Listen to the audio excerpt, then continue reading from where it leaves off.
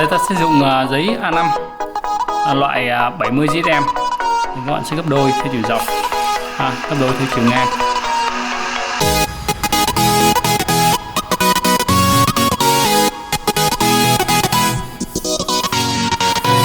Đó, ta sẽ gấp ngược ra.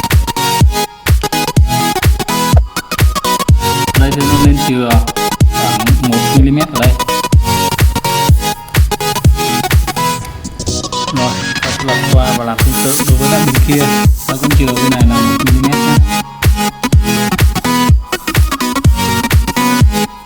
Rồi, bây giờ tiếp theo ta sẽ mở ra phần hở nằm phía trên nhé, và ta sẽ gấp ra, bắt đầu từ góc nhọn này xuống như đây. Ta sẽ cái đoạn này là sẽ có một cái khoảng là 5 mm như thế này. Đây là 5 mm. Rồi, để cho nó dễ đối xứng thì ta sẽ gấp vô và gấp phần đối diện chồng lên phần vừa gấp.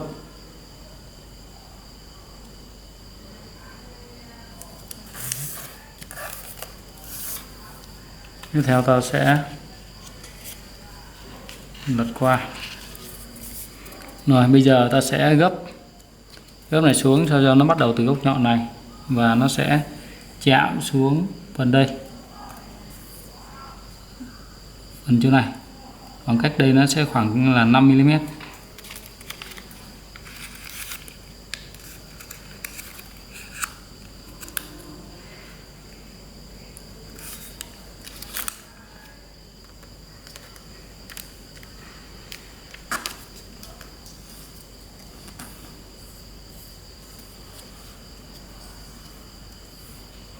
Ok, và để cho nó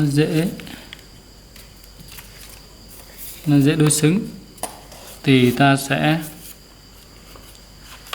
gấp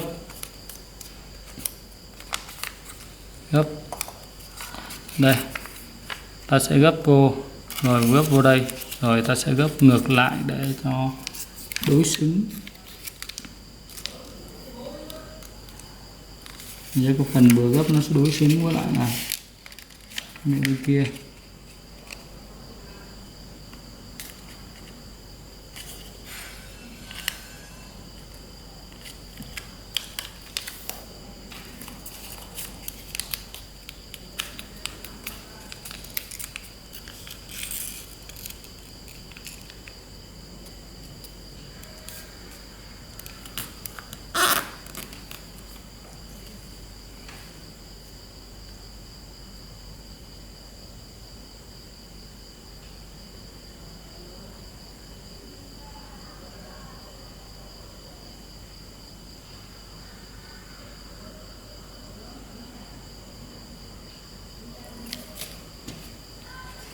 Rồi, ta sẽ mở ra. Và bây giờ thì ta sẽ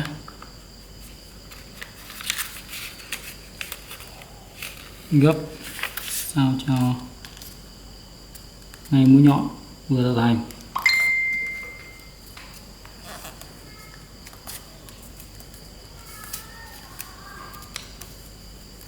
Rồi, ở đây thì ta sẽ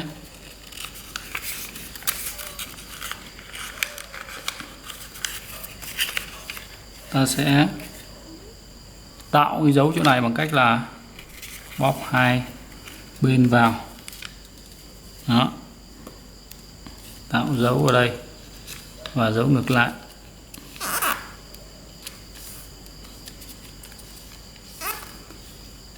Sau đó ta sẽ lộn ngược vào phía trong. Ta sẽ gấp ngược cái dấu vừa tạo thành đây vào phía trong.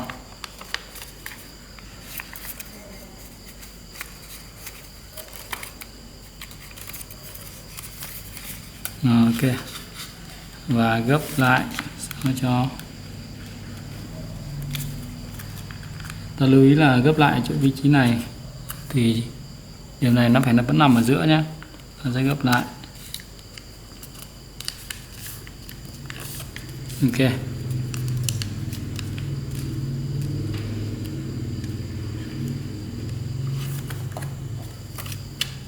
Rồi, bây giờ ta sẽ gấp cái này lộn vào phía trong.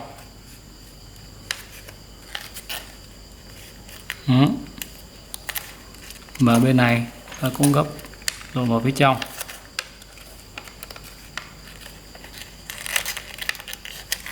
Ok.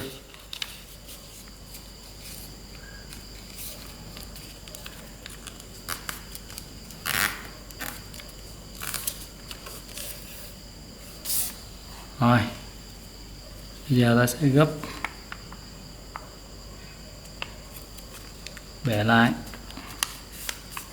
đó, căn lại cho hai bên cân nhau.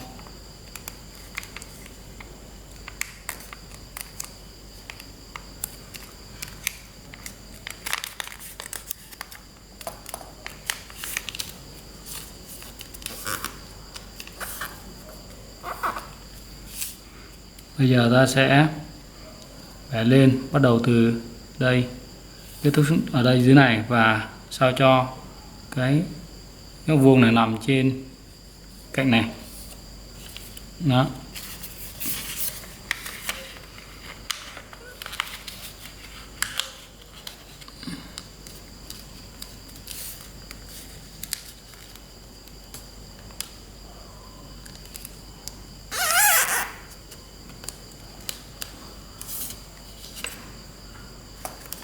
Rồi, dùng một bên là và ta sẽ làm bên còn lại.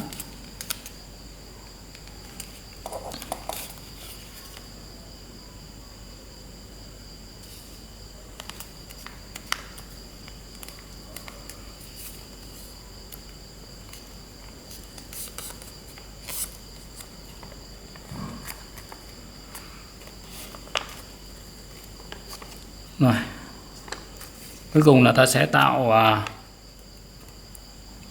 một cái khóa ở ngay đuôi, xuất phát từ đây và kết thúc ở đây như thế này. Phần này sẽ khoảng 1 cm.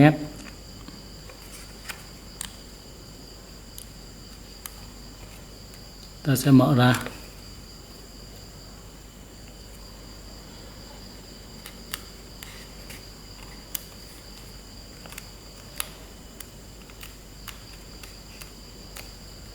Rồi, bây giờ ta sẽ vuốt cho cái cánh hơi cong xuống.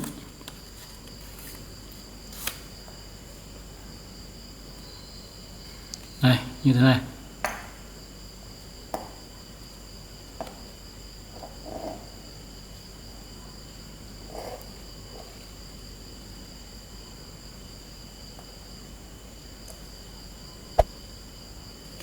Chúc các bạn thành công nhé.